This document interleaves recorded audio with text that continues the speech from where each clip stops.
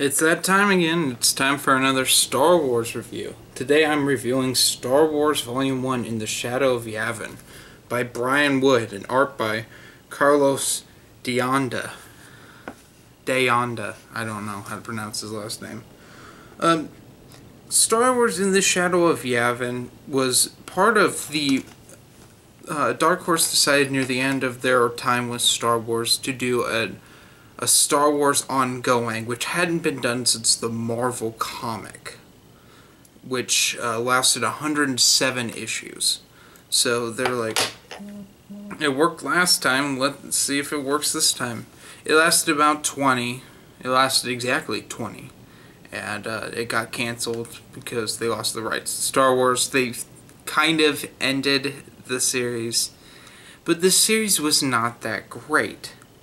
Now, I remembered liking the first two arcs of this series back when I collected the single issues last year, and being very disappointed at the end of it. So, this is the first one, In the Shadow of Yavin, which everyone says is the best, and it wasn't bad. The story is Luke and Leia and the Rebel Alliance are trying to find a new home because they got kicked off of Yavin, essentially, which you don't have to know how that happened. You know it did happen. So, right off the bat, we have very young Leia, Luke, and Han. They're more like they were in the original Star Wars and not what they were in Empire. So we got Luke's cocky, Leia's Leia, but the main thing is Luke is not the same character he is in episodes 5 and 6. He's more of his character in episode 4, still the farm boy, with kind of a chip on his shoulder because he destroyed the Death Star, and he thinks he's the hot shit. But so there's like a mole in the Rebel Alliance and they're trying to find who it is. Meanwhile, Vader's been like, this is Leia and Luke's plot.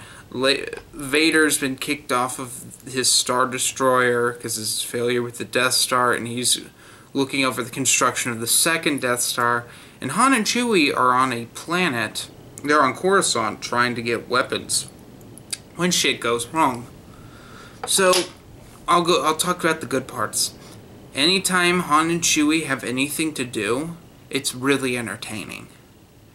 And Vader's kind of cool. His plot's kind of interesting. It gets better in the next arc, and then it peaks, and I think that's collected in Volume 4, the last volume, which is a really good arc, and probably the highlight of the entire series is a 2-issue Vader arc, which I will get to when I get to that. But unfortunately, the main portion of the book is Luke and Leia's like espionage thing, trying to find the mole, and it's so bland and just not that good. We have a precursor to X-Wing Rogue Squadron. With Rogue Squadron hasn't been formed yet, but the precursor to it has. It gets formed in the next arc. You see, this is the opening arc, and it's just boring. This collects issues 1 through 6 and the Free Comic Day thing, which basically it's yet another plot to assassinate Vader that fails. So I don't really have to talk about that, except for Boba Fett was in it, like he was in the first volume of Empire, which was a better story. But my biggest complaint with this book, aside from it being just so boring, is the art. Everyone looks gaunt. Even C-3PO looks gaunt. It's just like, take a look at that. Look at their faces. It doesn't look right. The coloring is fine. I don't mind the coloring. It's actually pretty good. But the art and pencils, garbage. And everyone got mad when I said that before, but I will say it again. I hate this art. This art is awful. It's awful. And it just adds to how slow it took me to read this. Now, Jedi vs. Sith, although I didn't like that book, I read it in one sitting.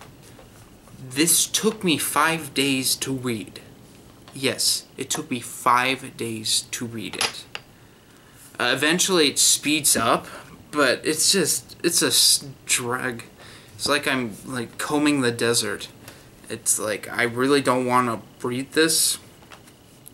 And the thing is, I really wanted a bigger Han and Chewie story, because, you know, theirs is actually fascinating. One thing Brian Wood got right was Han Solo's character, and I love it.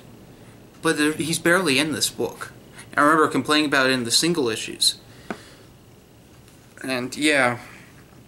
Oh, and Luke does the nasty with this chick, Prithee, who's not human, but she's humanoid enough, and then they they can't fly their X-Wings, but then they show up at the end, and it's like, oh, it's completely okay, because Leia's dying. It was just like, god damn, this is so dumb.